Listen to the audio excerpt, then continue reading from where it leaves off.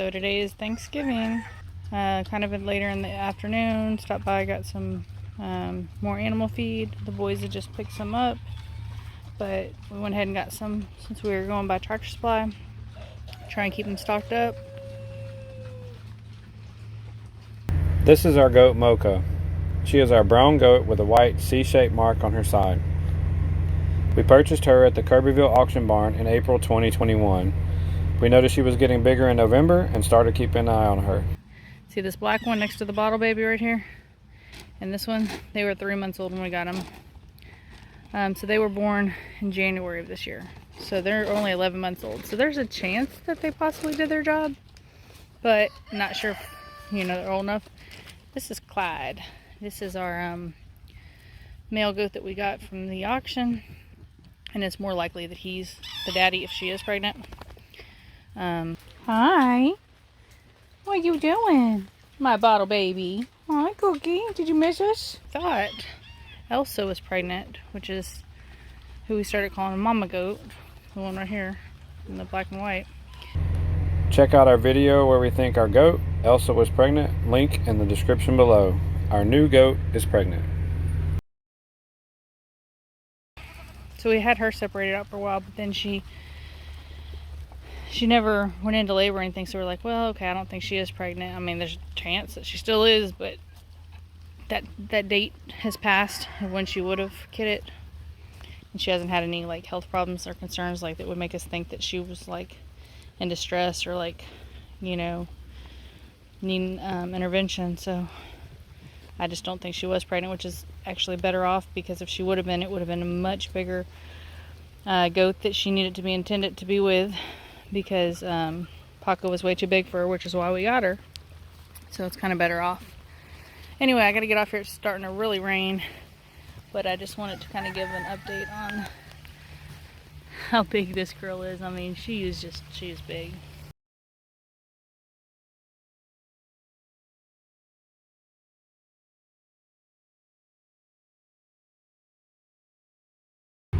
November 29th, 2021. Update on Mocha.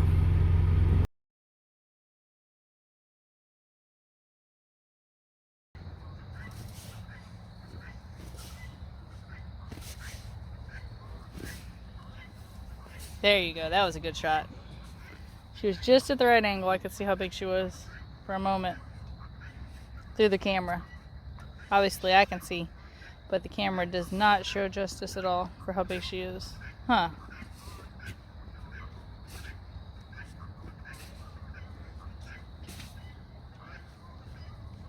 Your belly itchy?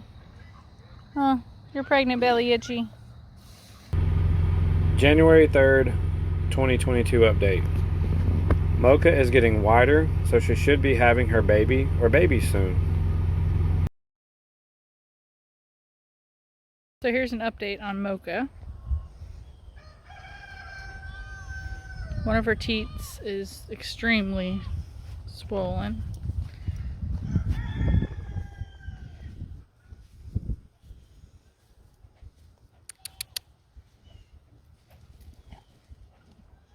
You can see she's huge. Hi, Mocha.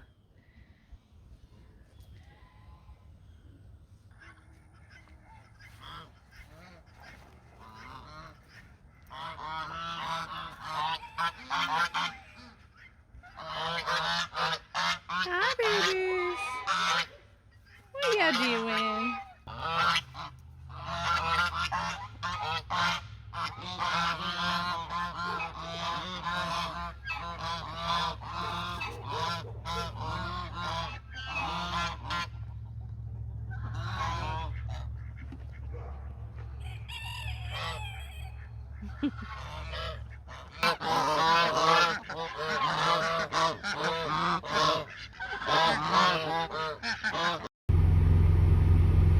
February update. We moved Mocha on February 3rd, 2022 to our new goat yard enclosure located inside our chicken yard to get her in a comfy, cozy place to deliver her kid or kids when they come. In the description below, you can see the video of why we wanted to move Mocha. It's called Pregnant Goat on the Farm Has to Be Moved. So this is our pregnant goat, Mocha. We moved her to the day yard, 2 days ago, I guess? And the first day she decided that she wanted to go in here, which is just a little enclosure that's made of pallets, T-posts, plywood, tarps. And currently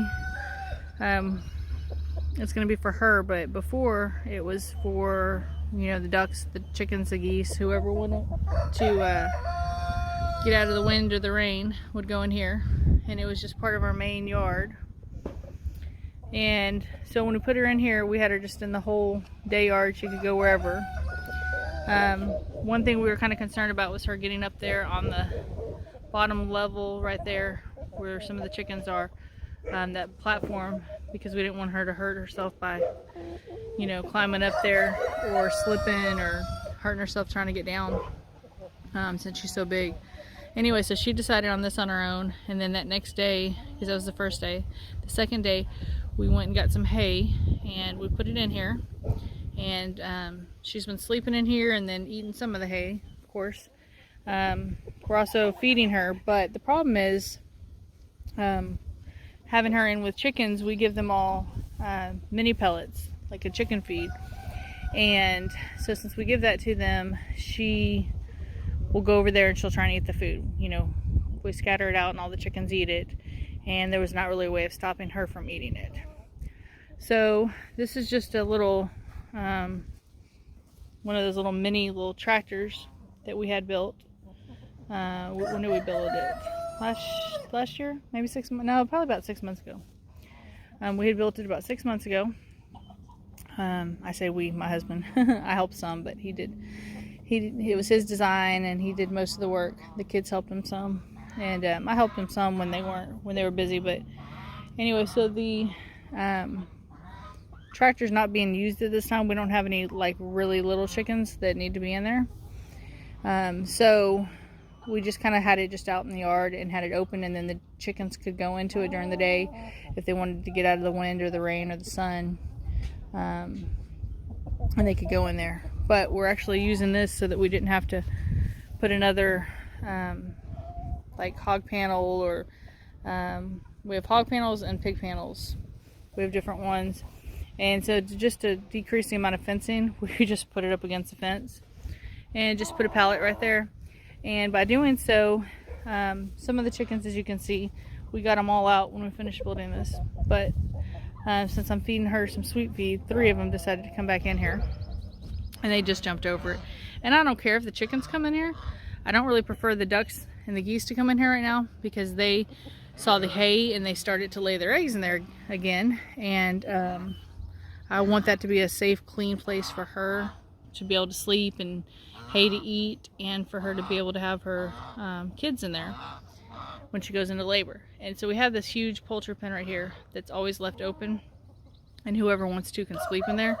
And we do have a goose that's broody currently, and she's been staying in there, and then a few of the chickens stay in there, and most of the other chickens go up top.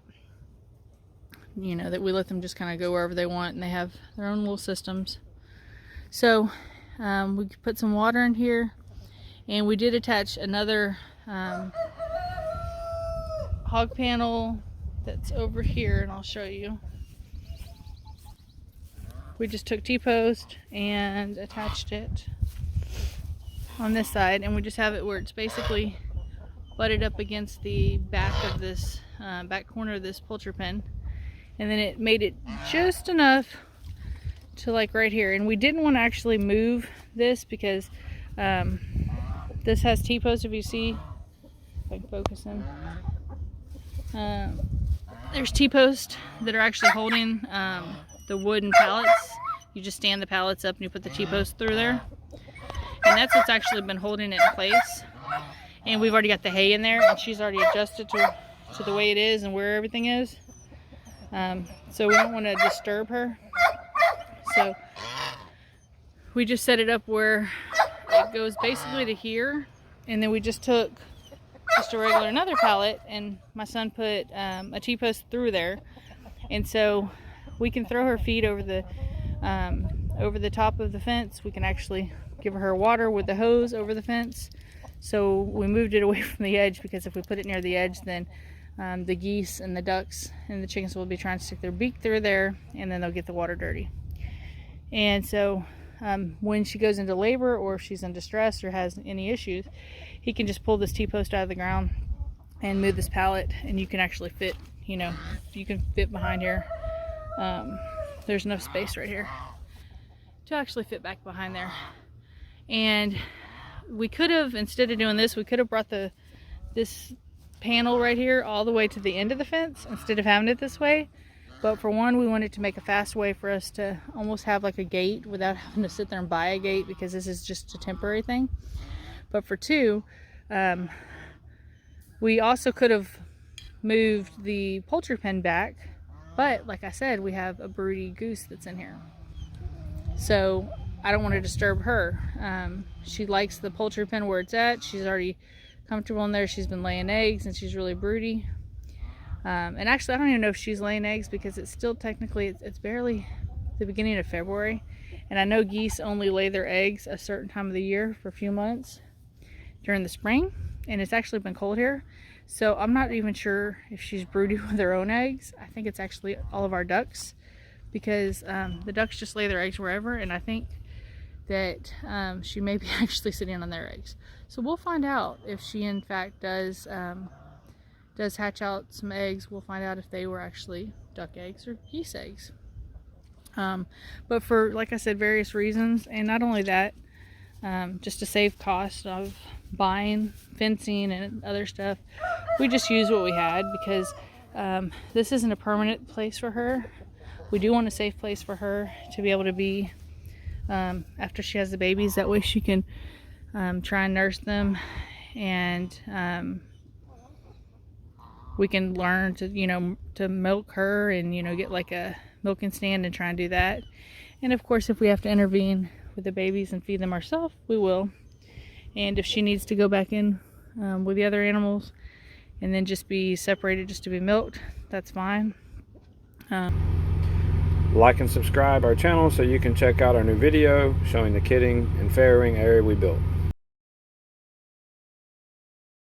But this is the best option for her right now, because we have no clue how far along she is, but we know she was starting to get distressed by being in there with the other goats and our dog, because he was very territorial over her. He kept following her around and wouldn't leave her alone, and he's been pretty upset since she's been moved. He knows his other animals are fine, so he's been just kind of standing at the fence and just whining and barking, and pretty upset over her being out. But it's the best for her, you know, something that has to be done. She has to be over here for her safety. So she's eating food, and she's back in there eating some hay now. And that's another reason I wanted to have it blocked off without the ducks. The chickens are a lot cleaner than the ducks and the geese, and I don't really care if they pick through this hay on the ground, because if they spread it around, she's not really gonna eat the hay right here. She's got all that clean hay in there.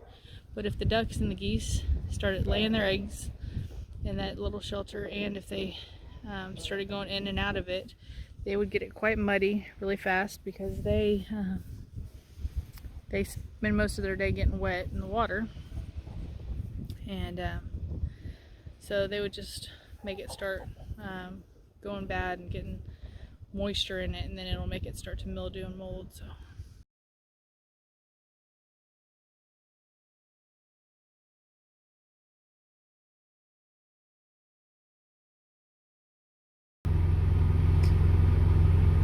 we brought home all our goats in our van. We love our stow and go seats. It makes it so easy to haul livestock, building materials, dirt, and even sand. So on Valentine's Day, our son walked outside to feed the animals and saw Mocha and 3 kids. She delivered them without any assistance. We think that 2 of the kids didn't make it because she has 1 teat that wasn't producing, and they didn't all get enough colostrum. We started giving them bottled colostrum as soon as we realized that she had kidded, but we don't know when she delivered. Kids need colostrum within the first hour. Hi, Bonnie. Hi, Bonnie. Is that your friend? Is that Mocha?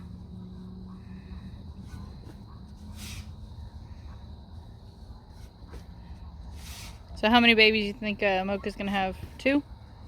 I don't know, maybe. Or 1? Or 3? I don't know how many goats usually have. I kind of wish I knew her history of how many she had last time, but guess it'll be a surprise now. Bonnie wasn't on our radar for being pregnant because, as you can see, she didn't look big like Mocha at all. Exactly 1 week after Mocha kidded, our son walked outside to feed the animals and saw Bonnie and an adorable kid walking around with her. Bonnie did a great job with no assistance.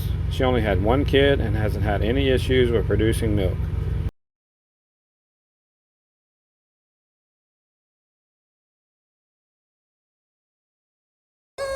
So here's Bonnie. Bonnie, be nice. Be nice, baby. There's Miss Bonnie. And this right here is Coco. This is Mocha's baby. Mocha's the one with the C on her. So you can see how little Coco is compared to these big old meat birds. Oh, the geese. Hi, geese.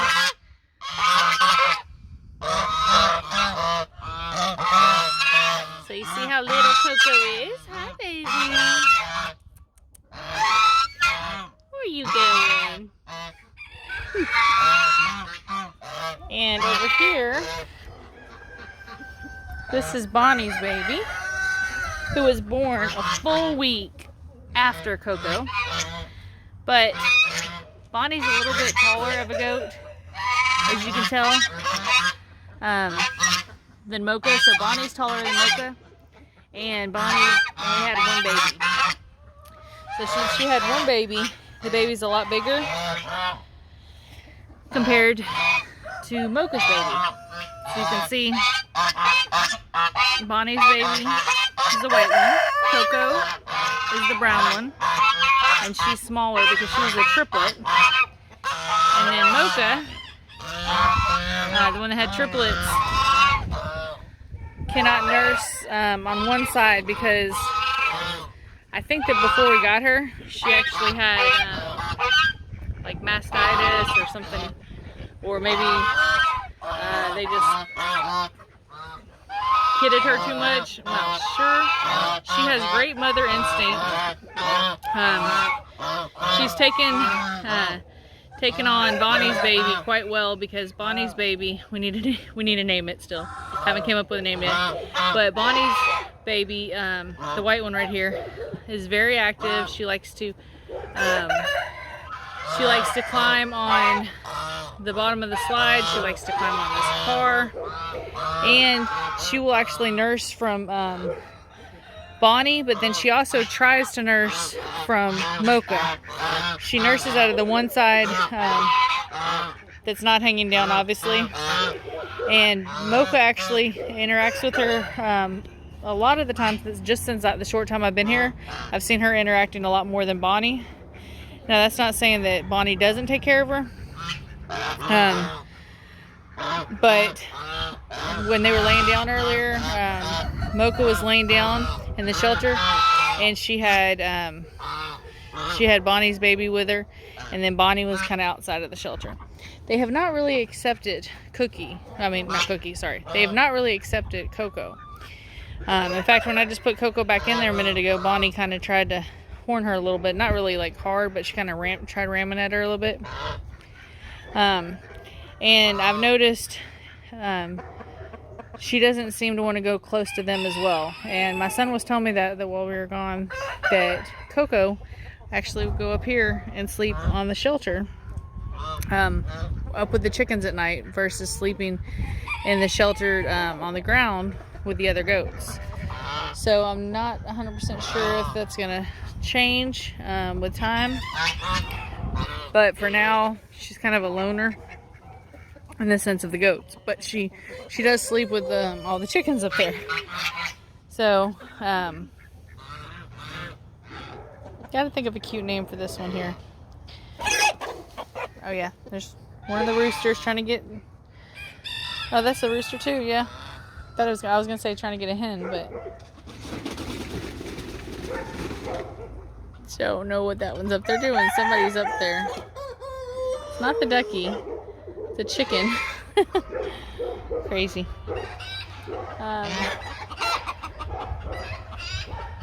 Anyway, you can see that Bonnie's baby goes off and explores and goes away from, the mamas. But when she wants to eat, she goes up to Bonnie and she rams her head on her teats, like up, rams her head up around it, where they're kind of swollen. And then she'll try and get milk. Now, I'm not sure if she's transitioning and starting to drink more just from Mocha versus from Bonnie, or if that's just what I'm seeing. And she's, eating from Bonnie at other times more. But Bonnie also seems to kind of wander off. Like when she goes to eat from her, she kind of no, it's not time to eat. She'll walk off. And then she'll go up to Mocha. So I'm not 100% sure if that'll continue or not. But they're also starting to eat little pieces of grass and stuff. And she is very curious. Anytime she sees us, she starts wagging her tail, and it's, she was inside for the first week or so because we had lost the other two of the triplets, and they were smaller, of course, and it was kind of cold, and we knew Mocha couldn't give them milk, so he was giving them milk inside, replacement. But the other two didn't make it, and we don't know if they had any problems with them or if it was just their size or just failure to thrive because they didn't get colostrum. I mean, it could be so many different things. And she made it, but we were hesitant to put her outside. And then, like I said, a week after she was born with the other two, Alec had went out there exactly 1 week later, and Bonnie's just walking around with the baby. So neither goat needed intervention, Mocha with the triplets or Bonnie with a single birth. And they haven't seemed to have any complications except for the fact that hers hangs down, which it was doing that before, right when we got her, and she wasn't pregnant when we got her.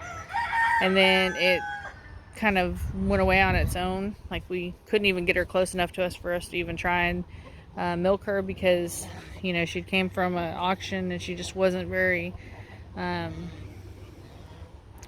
she wasn't too keen on us getting close to her. She's gotten a little bit better, but we're still kind of giving her space. Hoping that she'll adjust eventually, with time to trust us more. But like I said, so we weren't even able at first to get the sticker off of her that they had on the auction.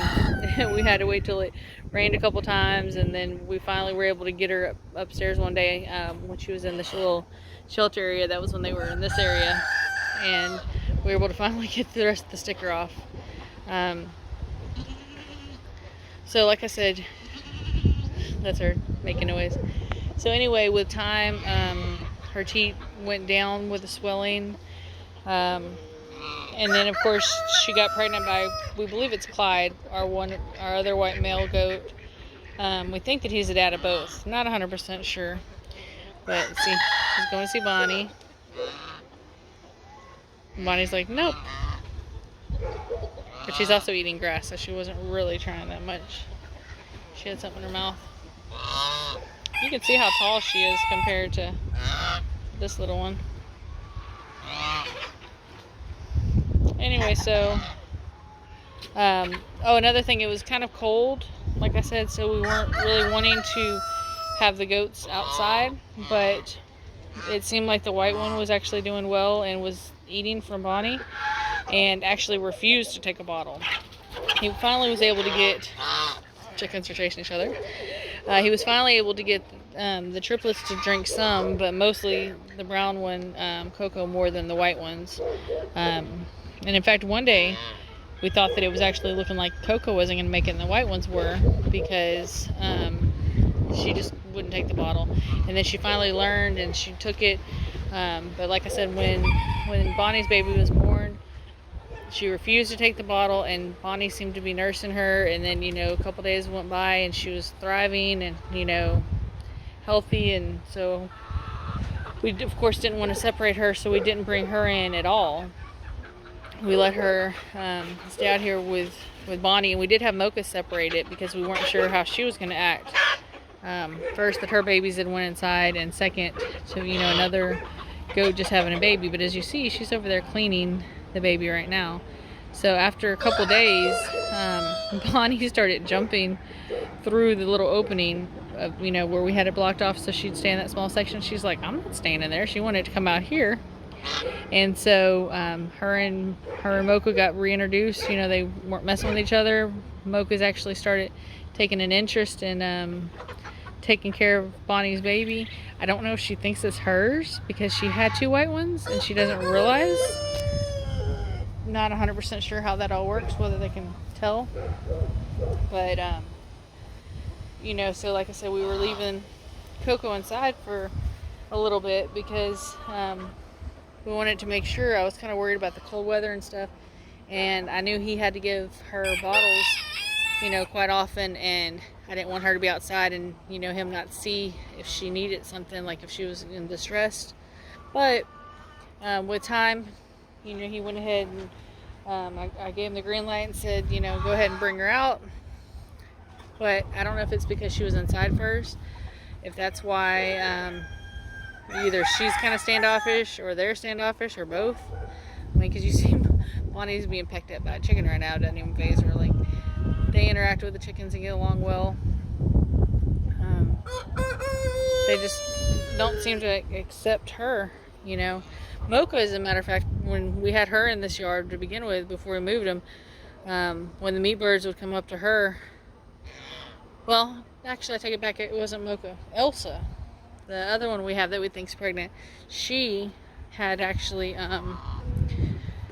we thought she was pregnant, so we'd moved her over here. I had forgot about that. It wasn't Mocha. And she would literally flip the meat birds over her head on her back. Kind of crazy. So speaking of Elsa, it's a little bit windy right now. Here comes Smiles. Here's our pigs being lazy pigs. They're starting to get bigger. Just gave them a whole bunch of eggs. So, hi baby. Nice Miles. So of course there's Clyde. There's the one that we pretty sure is the daddy. At least I'd say for one of them, if not both, because our other 3 males are a lot younger, and one was a bottle baby, and then the other 2 were 2 months old when we got them, or 3 months old I think it was. And yeah, we got them in April and they were born in January. So I'm not sure if they're big enough or old enough to be able to do their thing yet, but there's Miss Elsa over there, who we thought was pregnant when we got her, and either she wasn't or she had a miscarriage. But as you see, she's kind of looking pretty big again. We're keeping a close eye on her because she's the only female that's over here with the males. And of course, Mr. Smiles here could not stand it when we first took away Mocha, and then he couldn't stand it when we took away Bonnie. But he seems to be doing okay. We're leaving Elsa in here for now. We're actually going to be creating another structure that's inside of this yard. We bought the panels for it. Today we brought them home. We got more T-posts. And what we're going to create over here in this area is, I don't know if my husband decided if it's going to be a square or rectangle, but we're going to have an area kind of over here in the middle on the higher up ground.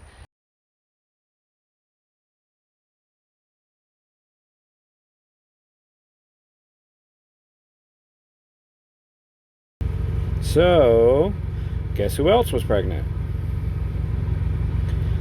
Elsa wasn't pregnant from her previous farm, but she did get pregnant from one of our goats. She also delivered 2 kids by herself.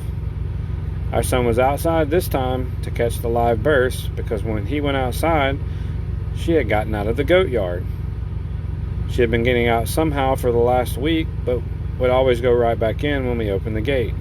This time, our son noticed she was about to kid, so he was able to move her into the area where we had moved Mocha before. she delivered with no complications. We are very grateful since when she had a kid before on her last farm, it got stuck during delivery since the buck that was breeded with her was too large for her and the kid was too big to deliver and didn't make it even when the previous owners intervened. Mocha's baby Coco has been bottle fed from the start, and Bonnie's baby Butter has exclusively nursed from Bonnie and Mocha. But Butter has turned her nose up at any bottle offered to her. Now Coco was shown by both mamas and follows our son like he is the mama/daddy. Now the two kids, they hang out, but the mamas are still a little distance with her.